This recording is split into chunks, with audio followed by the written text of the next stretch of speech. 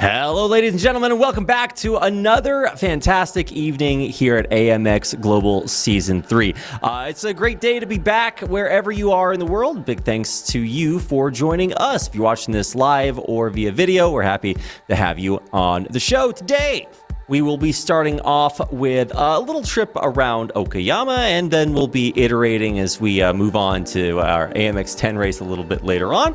It's going to be a great day of races, as always. I don't even have to know what's coming up. We already know it's going to be good. It's been a really good week of races so far, and we want to go ahead and start things off in a little bit of a different way by introducing our new and fancier upgraded TriCast. And let's go ahead and start by introducing a new member of the team. All right.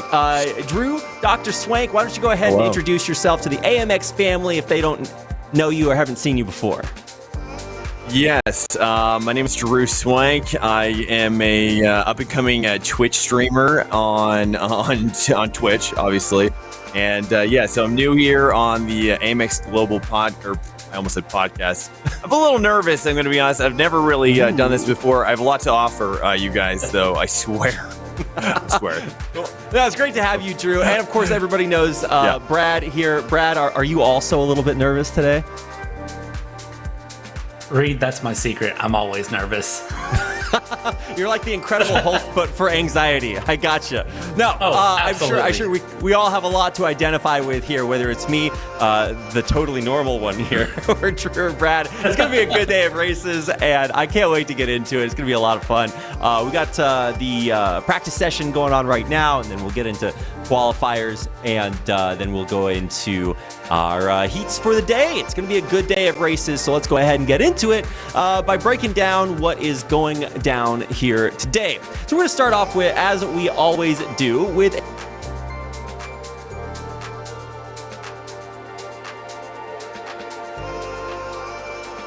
All right, so to pick up on what Reed was just saying, we're going to start where we always do, talking about race format here. 15-minute qualifier, and then we're going to reverse the grid. 2 heats, 15 minutes each, roughly, and it's always going to be reversing that top 15. So, of course, dates September 20th to December 10th, over $25,000 in prizes given out, and it's the most hard track combo you're going to see, and it's the biggest variety that you're going to see going through the season here. Definitely, it's something big to be a part of. Of course, Drew, we're very happy to have you on board, and we're very, very excited to see where things go moving forward.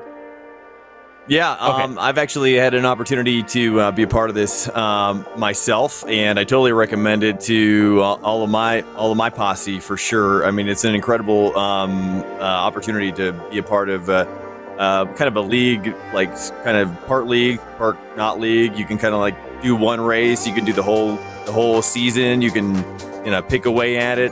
Some of them's free. You can go bigger and do the buy-ins and get even bigger rewards. And the format being the reverse grid twice is pretty amazing. So even if you're pretty bad, there's opportunity to get some pretty sweet financial rewards.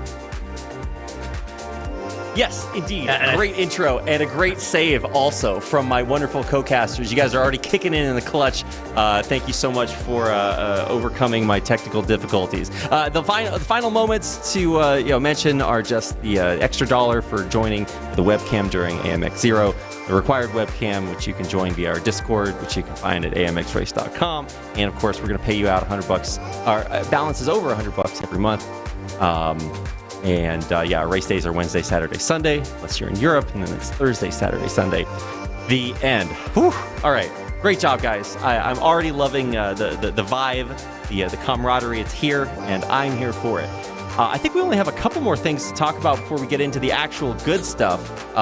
Just to break down the schedule, if you're in the Americas region, where Drew and Brad are and where I used to be before I deserted. Wednesday, Saturday, Sunday. It's Wednesday nights in the afternoons on Saturday, Sunday, on the weekends, if you want to come out and race with us. And that's for the Americas region, north, south. We don't discriminate. Middle America also. Shout out to my Panamanians out there. It's going to be a good time weekends and on Wednesday. If you are in Europe, then you want to join us late nights on Thursday and in the evenings on the weekend. Saturday, Sunday start at 6:50 and AMX 10 race starts at 8:20. So that's a look at the times for the European region. And of course, if you're joining via amxrace.com, plug there, then you have a lot on the line. If you're joining us to race, first of all, there's pride and experience and a good time, but also we do have a prize pool that is split evenly between qualifiers, Heat 1 and Heat 2. It's going to be $7 for first place in each one of them, and the prizes go all the way down to 15th place with a $1 prize for fastest lap. So even if you're in the back of the pack, you can still head back to the pits, get yourself some new tires, head out for the fastest lap, see if you can get yourself an extra $1. And you can also get yourself an extra $1 if you turn on your camera and join during this AMX Zero race. You can join at any time during qualifying. So if you're listening, you have a sim rig or a mouse, I guess you could technically use that. Please don't do that. You can join anytime during our qualifiers and get your name up there. And $7 for each part, and with +2 for fastest laps, then you can actually win quite a bit of money. It's free to enter, so lose nothing. And of course, what you stand to win beyond just money, pride, glory, and everything above is an GT Light Pro. Of course, from our friends at Next Level Racing. They partnered with us this season for our AMX Zero and AMX 10 races to provide the champions of those leagues with some extra prizes, in this case, a GT Light Pro. So if you're looking to upgrade your setup and you want some extra equipment, then this is a great way to get that by competing and winning the AMX Zero Championship. So big thanks to Next Level Racing for helping us level up the prize pool and give us some extra equipment out there to our racers. And I believe that it is time to talk about what and where we're racing. So to talk about the track a little bit, Drew, why don't you break down what we have coming up first in AMX Zero here today? Yeah, well, this is Okayama, and it's a tight little track. This is the short version, and it's in Japan, if you didn't know. Opened 1990. Apparently, it's only 2 kilometers, which in America is about the size of a karting track. So you're going to see death. You're going to see destruction at pretty much every corner, I would say, in the first lap, and it may continue until the very end, to be honest. I love it. Carnage is what we like here, Brad, right? Oh, yeah. I absolutely love the carnage that goes through. Still ready for Brad racing and commentating. I would bring carnage.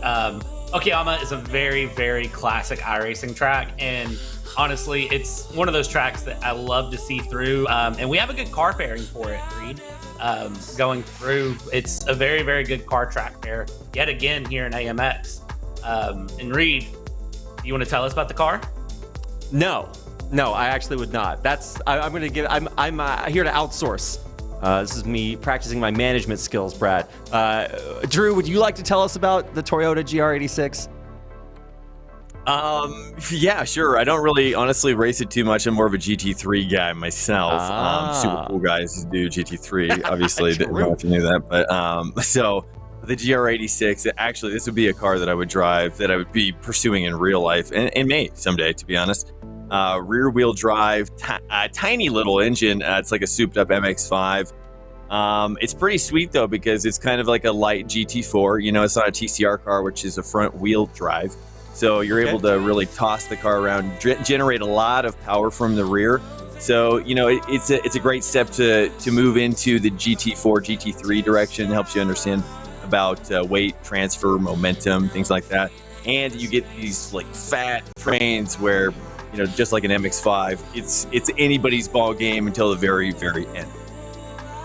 That's a great summary. Brad, have you had a chance to check out the GR86 much? Honestly, yes.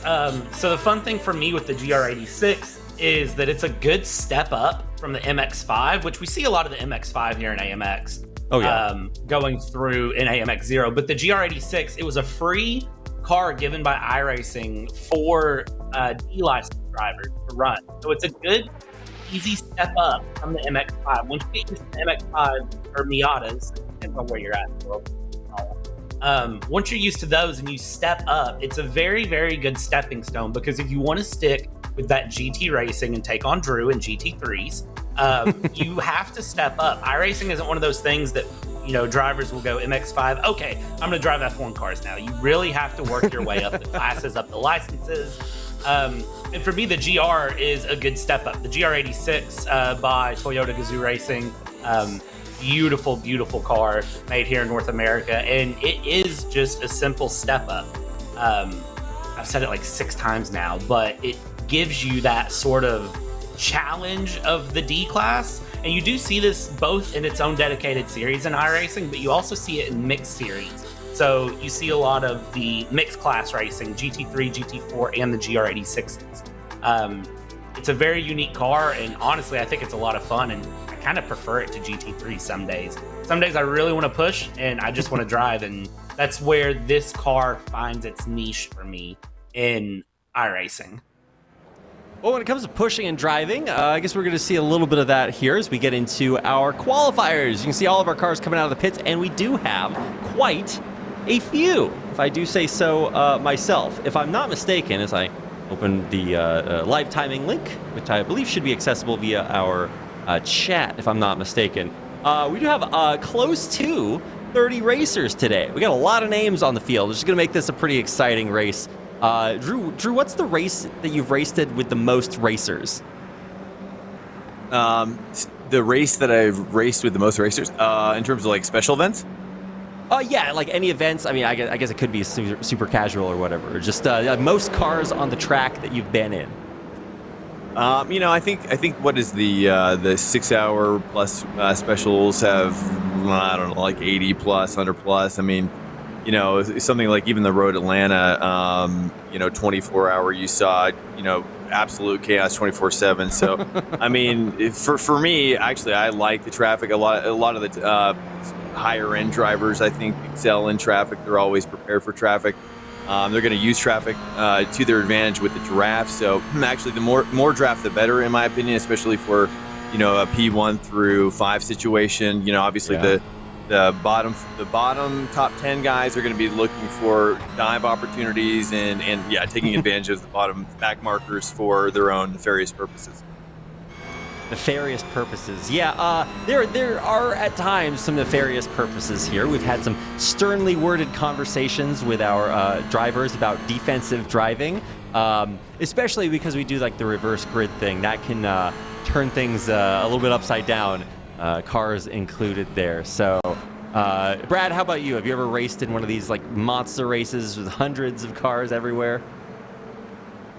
So the last special event I ran in iRacing, Reed, was the 2.4 Le Mans special event, and there was, I think, 50 GTP cars because I opted to buy and run the GTP instead of running a lower class, which I should have done, and ended up in a lobby of about 55 GTP cars, and I was taken out about 3 minutes into my first lap. Of a 2.4 hour race. So lesson learned there, run the car you're comfortable with. Don't buy a car a week before a special event and expect a good result. So about 50 cars is where I've done that. my limit lies. Yeah, I was gonna say, what's your shortest survival time in a race, Drew? Oh, I don't even want to say, dude. Oh, it's so bad. I mean, no, it's rough, right? Early on, I was thrown into opportunities that I shouldn't have been thrown in, like an ADAC professional race with James Baldwin in it, and let's just say it was Bathurst. It was the run up. It was literally the turn that you do not want to slide on. It was things got crazy. Let's just.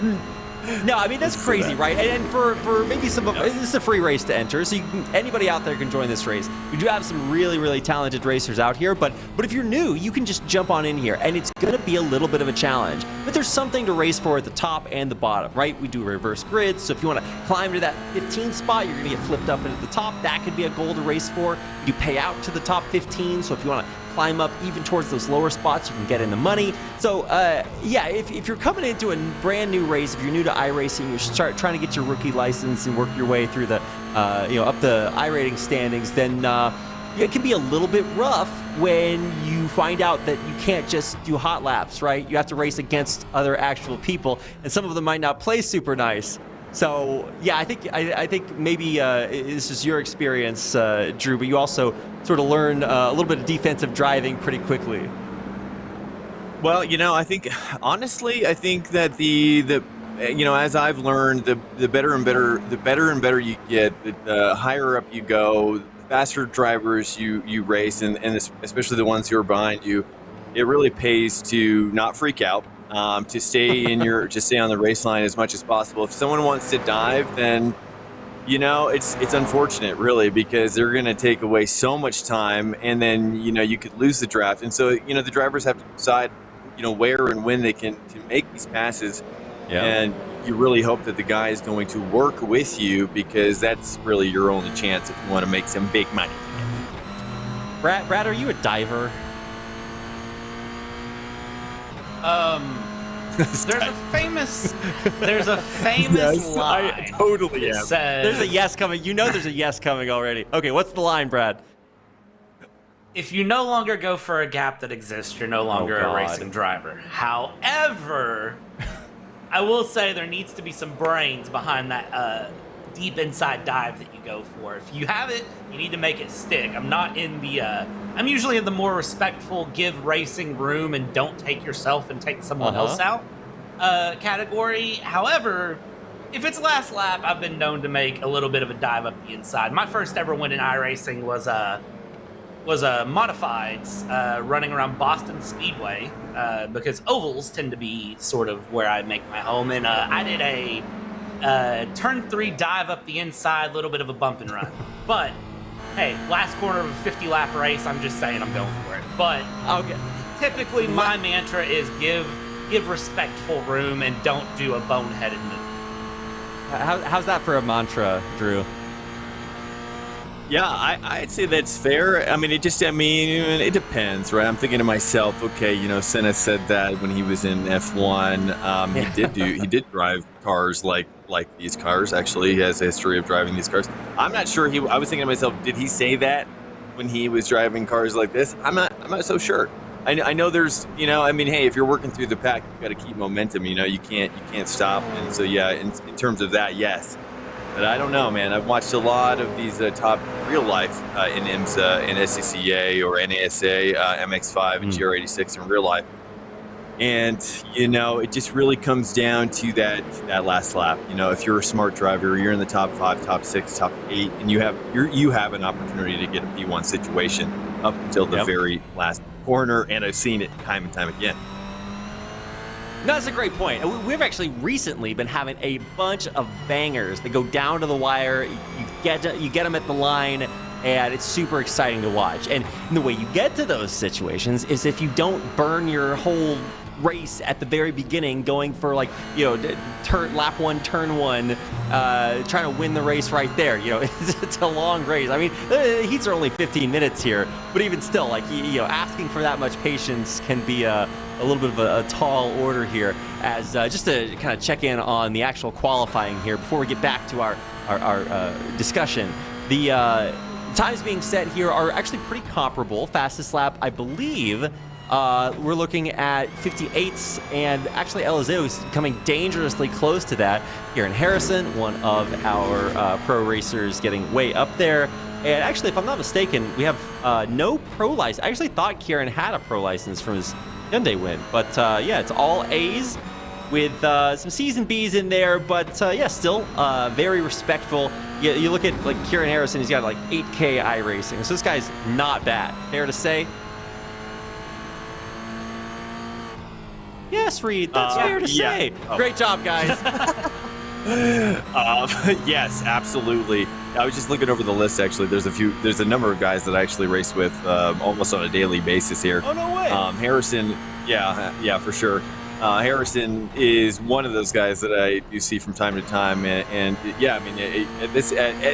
8K level, I'm starting, if I were him, I'd be like, who the heck is this 4.6K guy? But bam, just as I say that, Harrison's slippity slap. Oh, and then Guinness throws it down in his face as well. 8.8K says, no, I am the top doggy here. Yeah. Today.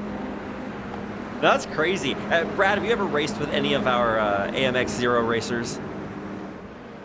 I tend to find myself not at a iRating level to qualify to race against them. No. What you say, Brad, you say, they've never raced at my level. That Yeah, that's a good way to phrase that. That's an appropriate way to phrase the words I was about to say. Thanks for the save there, Reed. Thank you for the assist.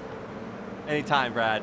No, I mean, obviously, you look at the iRatings out there, and these are maybe a little bit updated, but it doesn't tell the whole story, right? Because you're going to get that from whatever you race, wherever you race. It's not indicative of every car. Just because I can get out there in GR86 doesn't mean I can throw a Huracan on the track and zoom off into the distance. So you never know what you're going to get when you walk through that door, and for the most part, the racers who do the best in AMX Season 3 is the ones with the most versatility, right? Doesn't mean that you're your best on every single day, but you got a pretty good idea when you get into the car. Okay, what am I doing here? Front, rear wheel, what's the gear situation like? And you can make your way around the track. And I'm actually kind of curious, Drew, when you kind of got started racing, as we check out our driver spotlight from Lucas Sigmund, I talked to their team a little bit ago, and I was like, are you guys sim racers or professional models? And they say, well, we got to have a day job, right? So anyway, big shout out to him for joining us. He's had quite a few races and quite a little bit of success here. So looking forward to seeing what he can do here today. My question for Drew, if we can get back to that, I was distracted there for a moment. Yes, when you get out, when you're but a wee lad and you hop in the sim rig for your first time, you're learning a few different cars and tracks. What are the general sort of lessons that you learn that help you be a little bit more versatile instead of just like sticking to one car? When you branch out, what are some of the things that help you be more widely versed?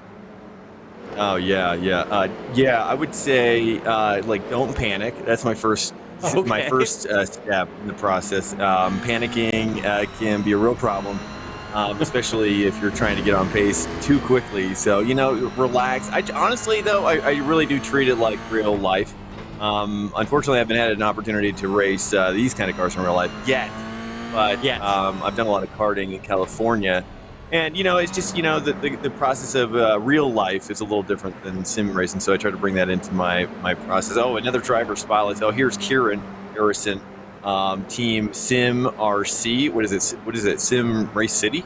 Or what does it stand for? I think it's Sim Remote Control. I actually have no idea. Oh, okay. 824, whoever it is, welcome in and then add Kieran Harrison.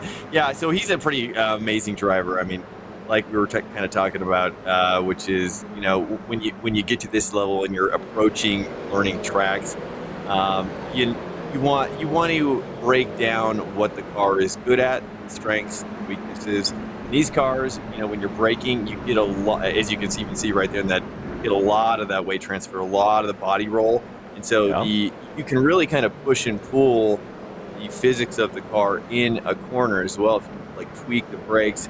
You can, I think a great even place to see that is in some of the old Senna footage, where he, is really hitting the brakes really fast, or hitting the gas really fast, and he's kind of moving that weight around forward, back, side to side in the corners to really make the car either rotate or understeer depending on the situation. And obviously when you're fast, being alone, time trialing or whatever, hot lapping, you don't have to worry so much about the inevitable situation like in this race, where you're going to have a lot slower drivers coming up on you really fast. You're going to have two wides, maybe three wides pushing on you from the rear. So you got to have some plan Bs, some plan Cs to be able to hold your own in unideal situations. That's a good breakdown. Yeah, just do all of what Drew said, and you'll be good. No, I mean, great advice. And obviously, there's a lot that carries over between cars, and that's really what you got to do. There's no substitute for spending time in the seat, right? You just got to get out there, get a feel for it, and you can learn a lot by watching. Well, I mean, honestly, not just time in seat. It's quality time in seat. To be honest with you, okay, you can spend a lot of time practicing badly, or you can spend a little time practicing like a pro. And honestly, like if you're learning. If you're in this, 3K or below, or 4K or below, or honestly, even 5K below, that's me. And so coaching is awesome. I'll look for coaches, guys. Seriously. Yeah. I do have a brief update as we near the end of qualifiers. SimRC's sim racing community I probably should have figured that one out earlier. But as we close out qualifiers, Brad, have you noticed anything through qualifiers that we should have talked about while we were having our tea time?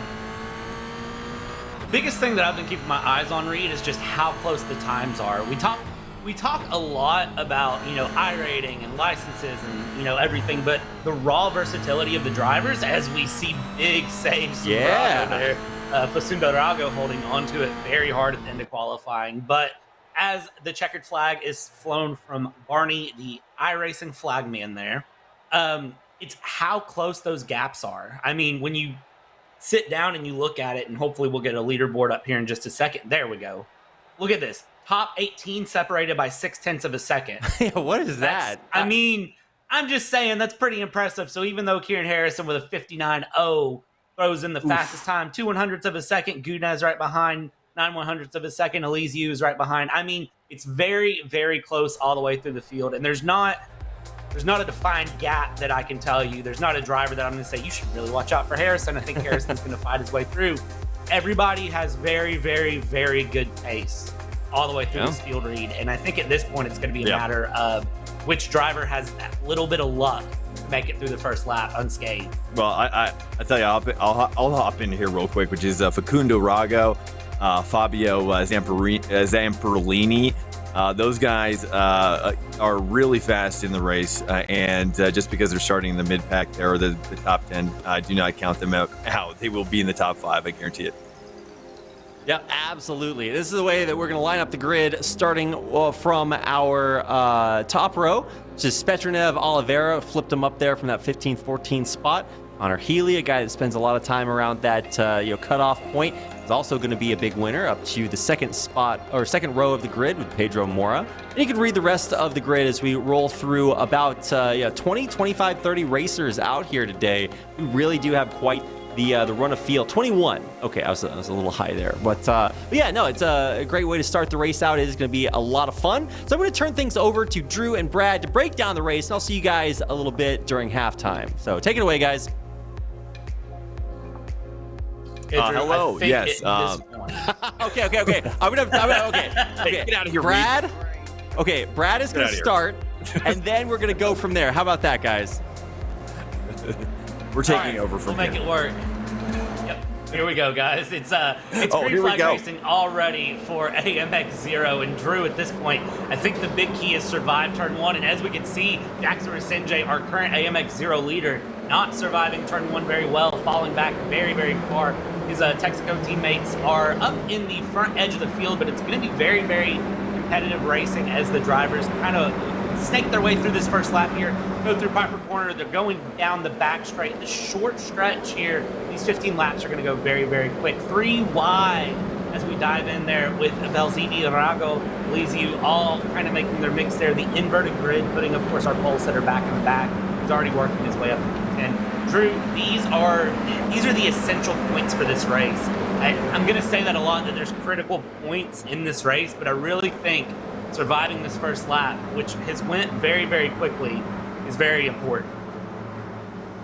Yeah, absolutely. I mean, you're just seeing the drivers here settle in, getting relaxed. Some of these names, Petronev and Ora and Oliveira, followed by Kulhavi and Sidman. Zamperlini already moving up to P6, I think, from P8. Looks like Kieran Harrison dropping down the order. Facundo Rago not having the start he was looking for. Ramos not really having we got a little bit of spin out there in the back, not that big of a deal. Yeah, so everybody's getting settled in here, getting the draft going. Top 5 cars, top 3 is looking pretty nice. Top 4, who's that? Kulhavi's looking to stay in there, 2 wide. Going through, what is that, after Redmond, Hobbs, I believe, as well. And yeah, I mean, what else can be said here? Everybody's settling in. Tires are heating up still. Track is rubbering in. I think people probably at this point are starting to question, whether they should be making some pushes or pulls. I mean, there's not that many laps here in this race. There's only like 15 total. So, tire wear is really not part of the problem here. And who are we, looking on the graphics here, who are we on board with here? Can you tell me? Yeah, so we're riding on board with Pedro Mora here, and that is in your bottom right-hand corner. Binky replay there.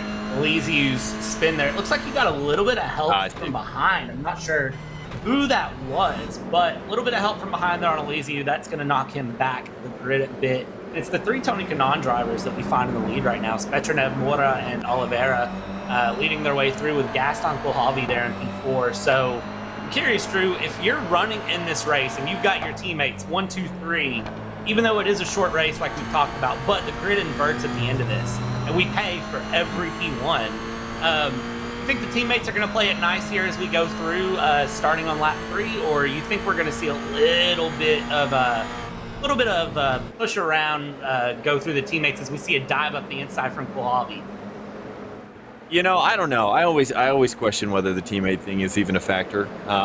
You know, I know a lot of guys pretty closely through my stream, which I'll just give myself a little plug here, twitch.tv/Dr. Swank, that's BRSWANK, where I live stream almost daily, Sunday through Thursday. So join us over there. But it's a shameless plug, as they say.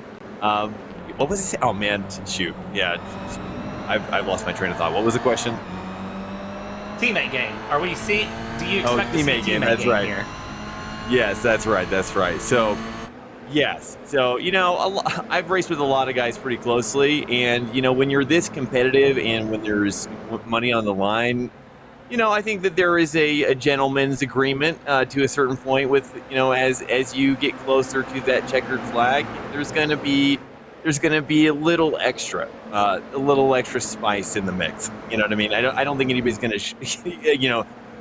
fault anybody for going harder, especially when, you know, especially if the teammate behind you's got the pace. You know, if he's got that run, you know, and you're blocking him. I mean, then you start to get into some questionable ethical areas, you know, in your real life. So, you know, if you want to maintain that friendship, it gets complicated, to be honest with you, Brad. Yeah, sim racing friendships stay very complicated, especially when you throw everybody together on a track and then say, hey, first place gets money, and overall leader of the league at the end gets a next level racing seat. So you start mixing things up. I'll tell you one thing that's not mixing up is our grid at the moment. It seems like all these drivers are just having a hard time finding a way to pass. We're watching dual screens here, battle for 8th in your bottom right-hand corner, battle up front on the screen. We're getting ready to go 2x2 into turn 1 here, and it looks like that's the inside that Mora is going to defend there. Oliveira outside. Drew, can Kohlhavi hold it around the inside? This is going to be very, very close, and it looks like Kohlhavi just, never mind. Oliveira gets very loose, and there's a big spin through. Ooh, that was a... strange choice there. Ooh, that was a moment there.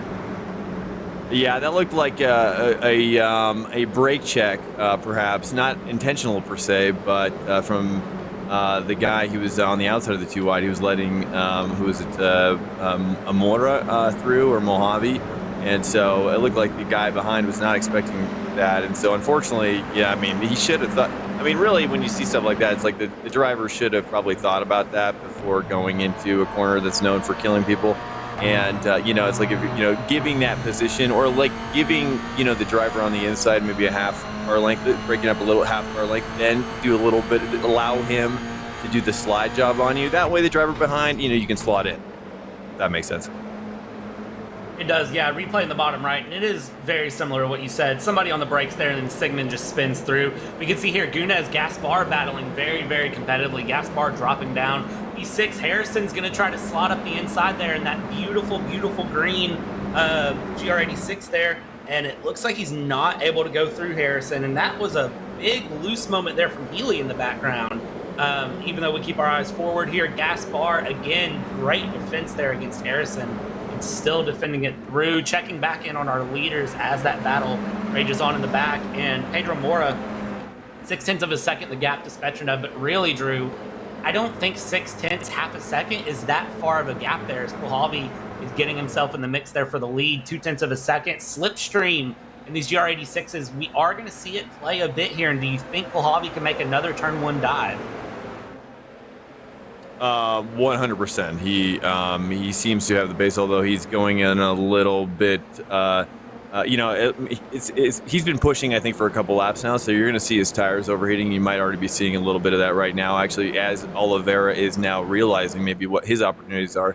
He's been slowing up a little bit. So, here with that situation, Oliveira's got much cooler tires. He's probably, chilling back a little bit. He's waiting right now, and Kohlhavi is, I would say under a little bit of pressure. He's trying to get up on that next car ASAP, because if he doesn't make that move or start making that move, then he already knows Oliveira is going to retake, and he just cannot have that. So he's already looking up on the inside now.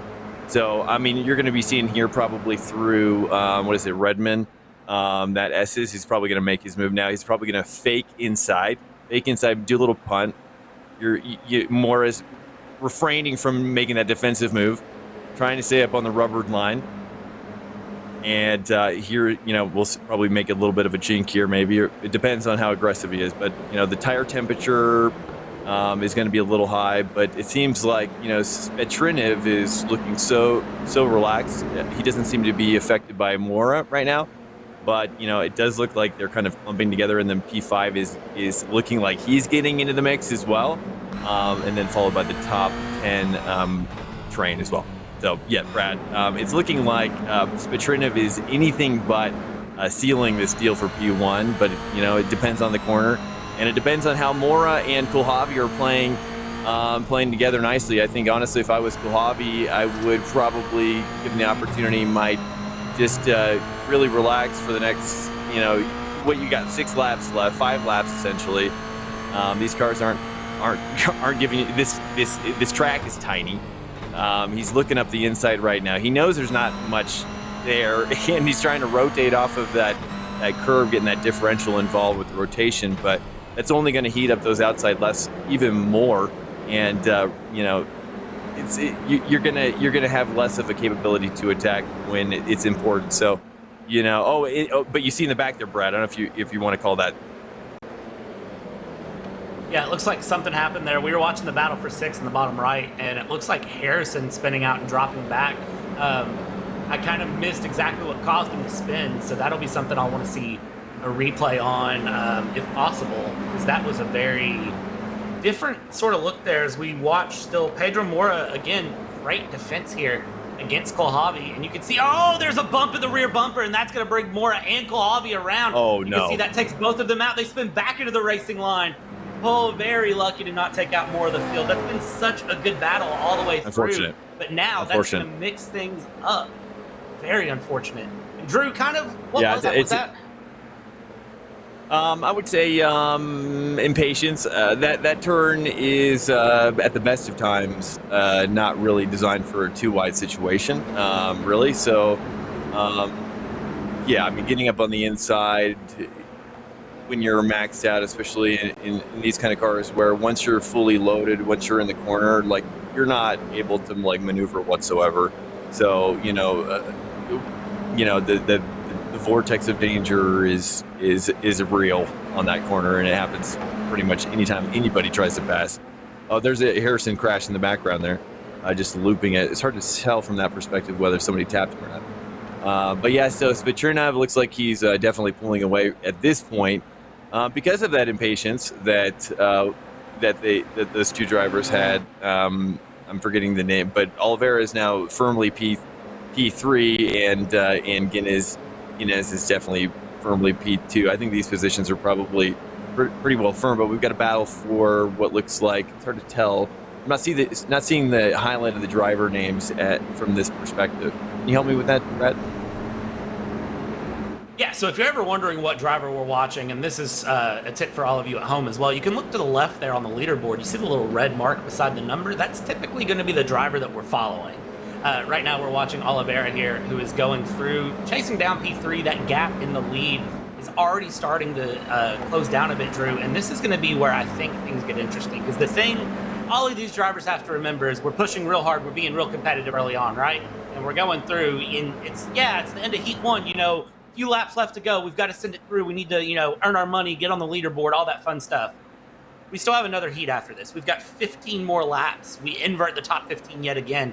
It's another 15 laps. And again, that's the unique thing with AMX, is that you kind of get this sort of like, hey, the first heat may not have went your way. You may have only finished P11, P12, and you were leading for most of it.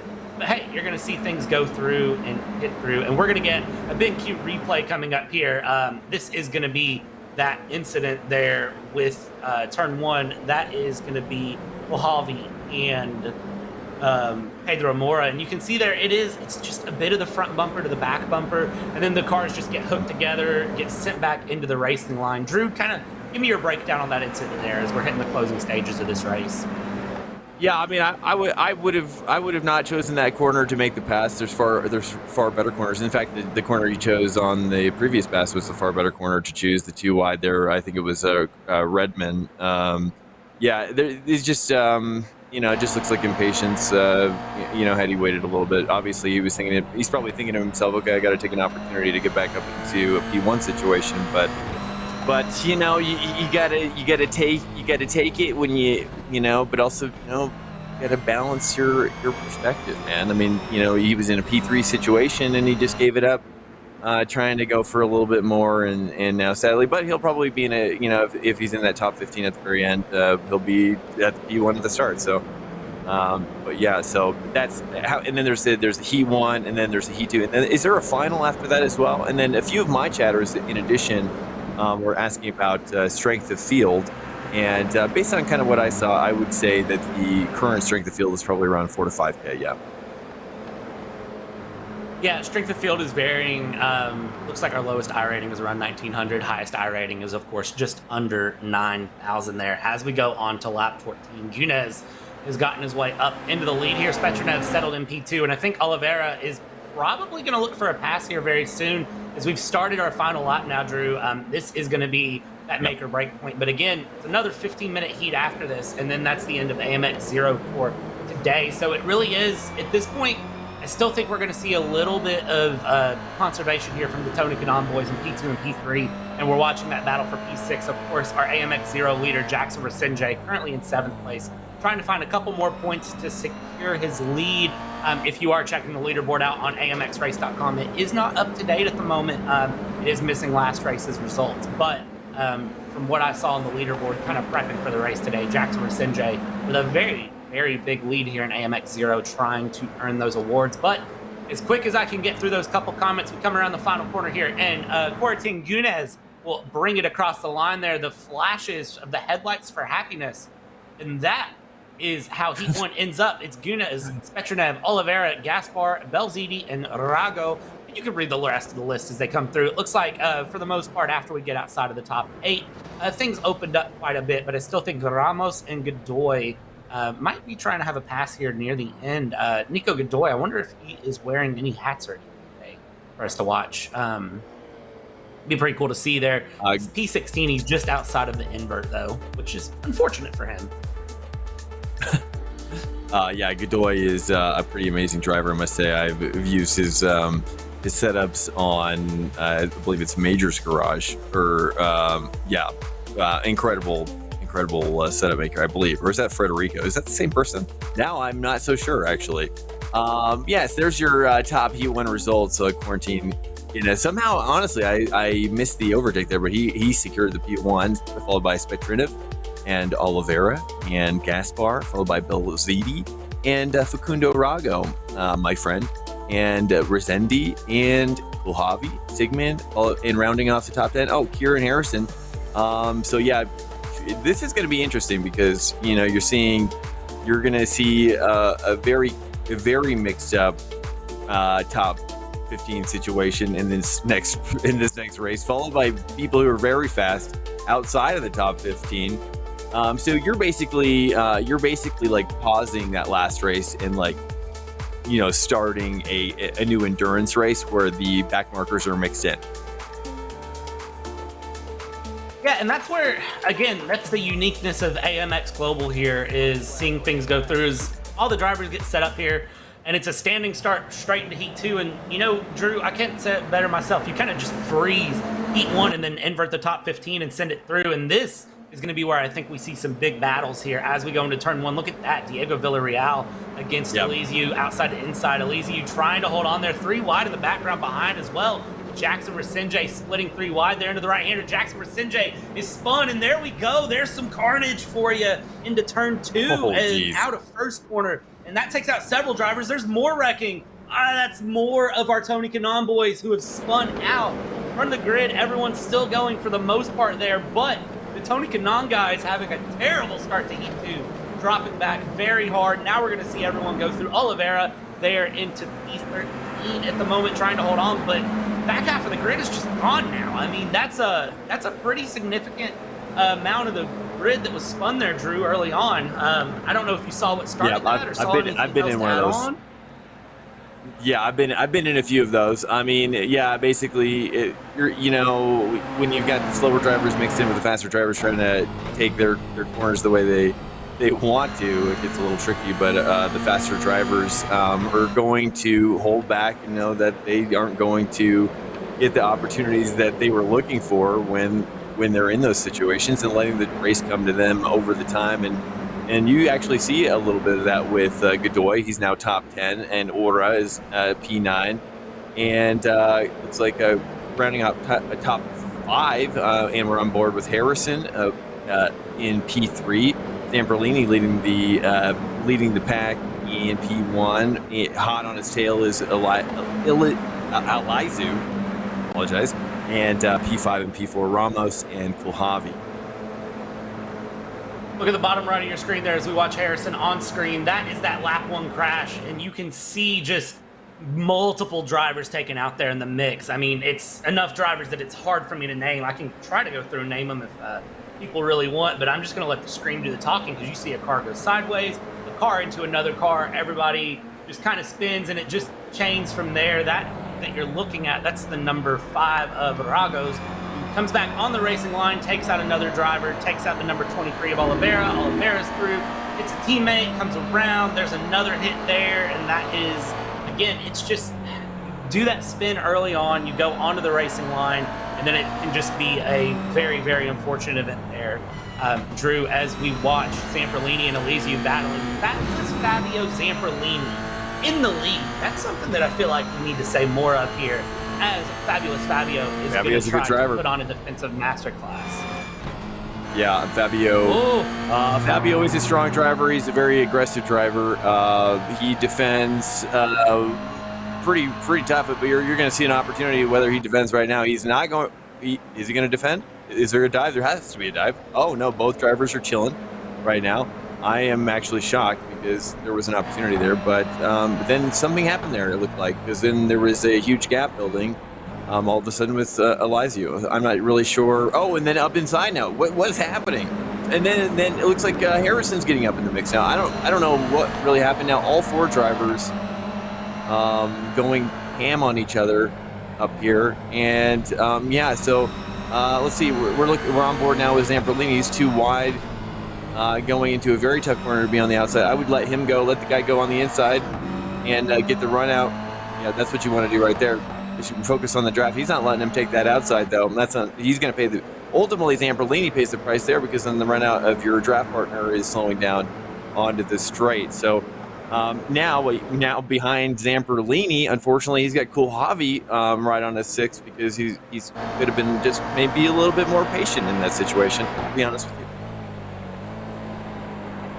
Zamperlini, it looked like lost a little bit of traction from what I could see, and it seems like maybe just pushing very hard early on. And again, Drew, you talked about earlier those tires heating up as things go, and that kind of gets you to this point. And now you see Zamperlini, as you said, paying the ultimate price, falling out of P1 down into P4 here. And at this point, it really is watch Kulhavi behind and watch the drivers ahead. Zamperlini needs to kind of cool, calm, collect things here. Harrison in a very, very good P2 position here, but we watch Harrison rumble under pressure late in Heat 1 and spin. So it's just a matter at this point, is Harrison going to be able to hold on and fight against Alizio? Alizio, we know, has a lot of pace. This is going to be the point where you need to breathe a little bit, Drew. Like, you're middle of the race, breathe a little bit, calm down a little bit, recollect things, and then go for the back half of the race.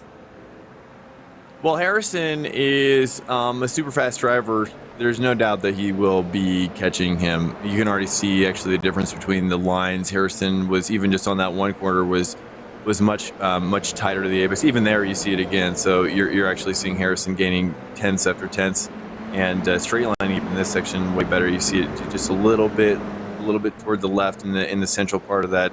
I guess you could call it a chicane, or I don't know, it's a switcheroo.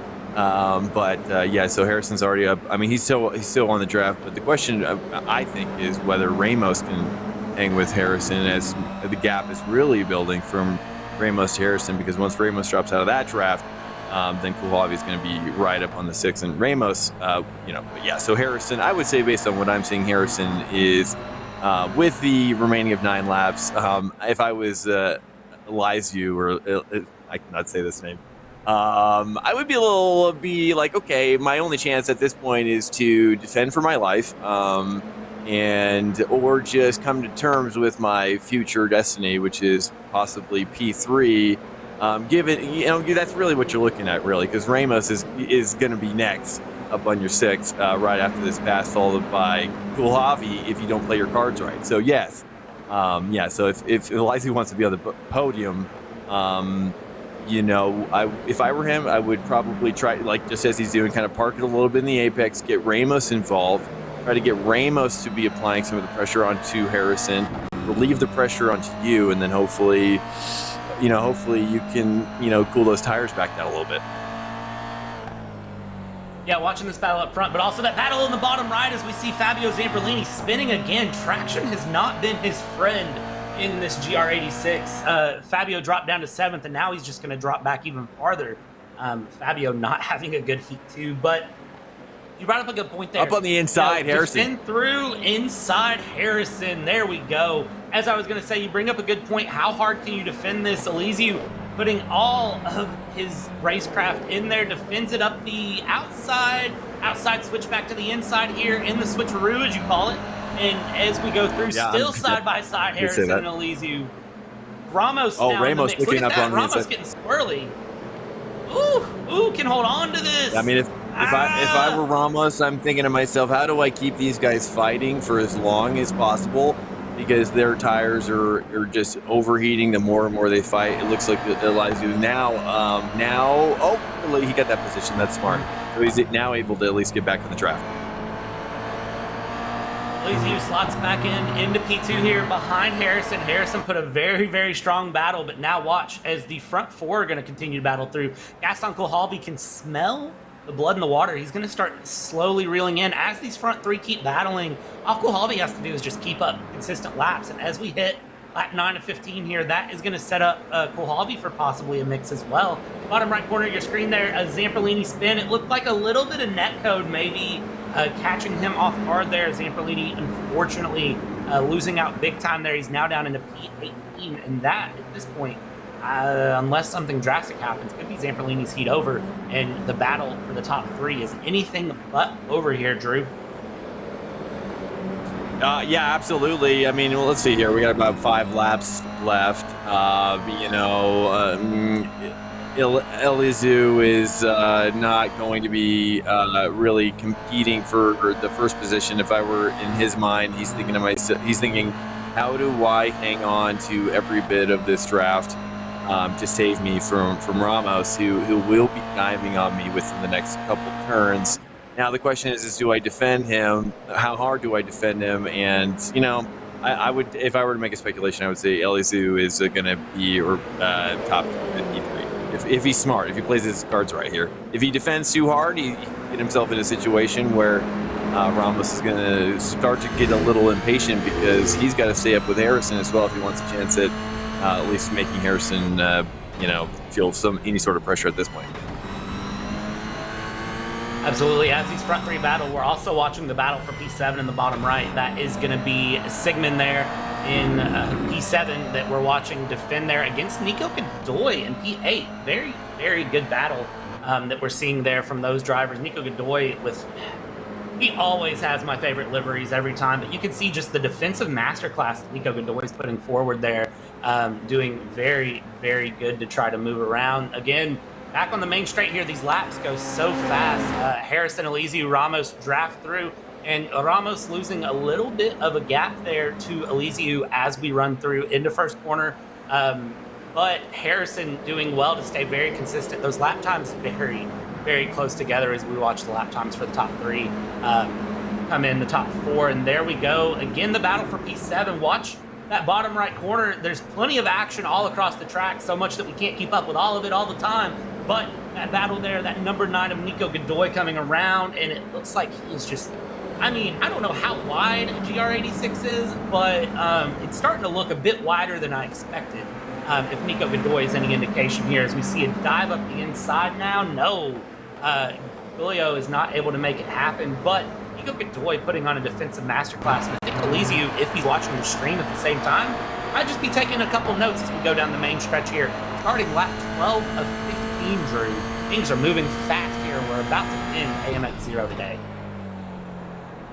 Harrison is relaxing. Doesn't look like he's pushing it all right now. So I would say everybody's very relaxed and comfortable with their positions. Ramos actually dropping back, which is a little shocking.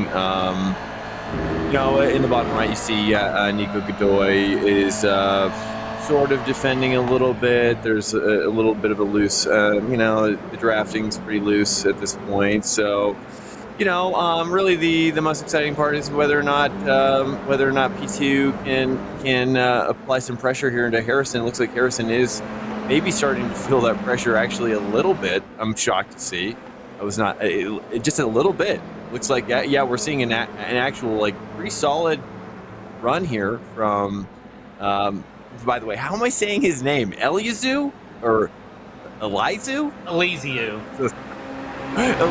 Elizeu. Okay, like Elysium. Okay, awesome. Yep. Okay, Elysium. Okay, excellent. Thank you, Elizeu. My apologies for saying it, but now I've said your name so many times, and now you're very excited. Yes, so he's moving up through the switcheroo, and with the 2 laps left, his best chance is to do some mind punts, which would be, maybe just try to kind of toss it in there, make Harrison think you're gonna go for a dive, just get him off the line a little bit. I mean, that's really your best opportunity in this situation, is to make the driver think you're gonna dive, but then you're actually staying on the racing line while that driver is going for the defensive move. But so far we're just kind of seeing a calmness going into the second to last lap. Brad. I'm not really sure what else to say about this. Yeah, is this the penultimate? Is this the last lap? Okay. Lap 14 of 15 here at this point, and I don't know if you've noticed, but we're really opening up a 4-way battle here for the lead as Harrison is trying to settle in. We're riding on board here with Elizeu, who is just trying to settle down. I think he's saved a little bit of pace here through the past few laps, and I think at this point, he's really going to start applying that pressure. You can see he's got a bit better corner entry, but it doesn't seem like he's got that corner exit. But I can tell we're already almost through with this lap 14 to 15 as we come around here. It's going to be Mike Knight corner into last corner down onto the main straight. And if Elizeu is going to make a run here, this is going to be the point where he needs to do it. But a little bit of a connection moment there, but it looks like Elizeu's still up in P2, Ramos P3, Kulhavi P4, and I don't think our leaders are all but settled here as we go into the final lap here. Again, keeping our eye on that battle for P8 back there with Nico Godoy heading the way there through first corner here. Final time, and Harrison trying to defend through, but at this point for Elizeu, it's all or nothing. This is the final lap here in AMX Zero, race 14, so you really have to hold on here. Everybody buckle up for this final about half a mile of a go-kart track. As we called it earlier. Yeah. Going through again. Yeah. Elizeu is looking like he's is really, really pushing hard here. Oh, he's riding up the inside. I'm going to say there's not a lot of opportunity left. I mean, it's really just hanging on. I would say this is a no dive situation, but he was pushing for it. As you saw, he almost lost it. I would say that was a code brown. That's what we like to call in the industry a code brown situation, Brad.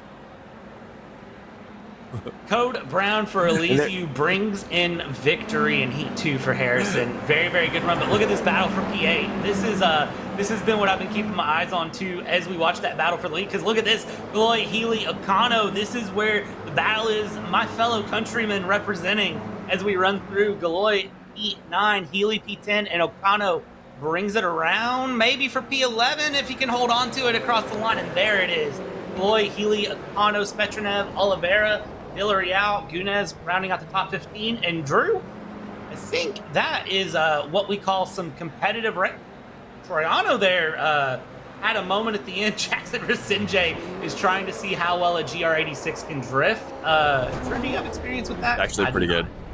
It's actually pretty good. Yeah, I've got some experience with drifting, absolutely, and that enough to know that it's super hard and that I'm super bad at it, if that's what you mean. But yeah, I do have a little bit. I'm actually learning how to do it right now. It's very difficult, and especially very difficult to do what he just did. Maybe, perhaps. Anyways, I'm giving him too much credit, but this is the AMX Global Season 3. If you guys don't know what this is a once a week provided by AMX Global top rewards, one free race, which is this race. This is the free race that you can enter every week, no matter your iRating. I believe there's probably some sort of cap. Brad, do you know what the cap is? What's that situation if new drivers want to get into this? What is the situation to get into it, or is it capped out?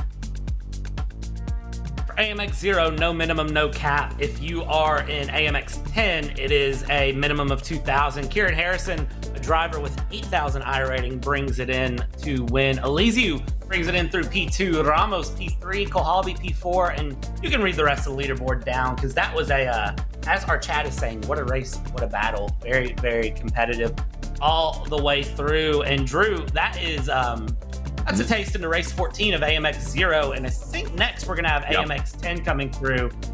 Going into your home turf, Magnacor's Porsche 911, which from what I understand, the 911 GT3 is very, very much something you're familiar with. Oh yeah, it's the Porsche in general is one of my favorite cars in the game. I'd say, like in terms of Cup versus GT3R, the P Cup is one of the most popular esport cars and probably in iRacing in terms of PESC and things like that. But the GT3R is amazing too. But Magny-Core in general, this is a very, very tricky, very technical track that is going to again, it's going to offer some very difficult situations for the drivers, especially for locking up into diveable corners. And yeah, again, it's, especially that last corner. If you're not familiar with the last corner at Magny-Core, you pretty much have to plant a piece of TNT underneath your right tire, and then just blow it up as you're going over it. I don't know if we're going to technically advise that, so maybe we need to revise that. Either way, we'll have a lot more to talk about.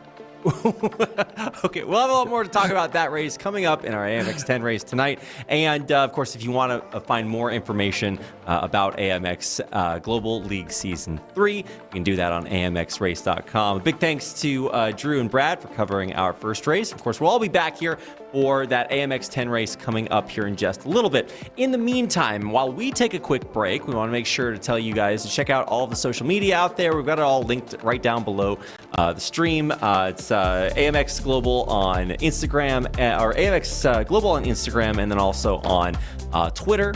We'd love to hear what you guys had to say, and if you'd like to share your voice with us in our Discord channel, you can find that right down below the stream also, and also on amxrace.com, where you can sign up to join racers like these for any more of I think we have over 40 races left this season. So there's a lot more going on, and we'd love to have you join us for it. And while we take a break, you guys can get ready to do that. amxrace.com is the place. And I guess here's the place where we want you to stay while we take a quick break before we come back in a little bit with AMX 10. So you don't want to miss it. We'll be right back.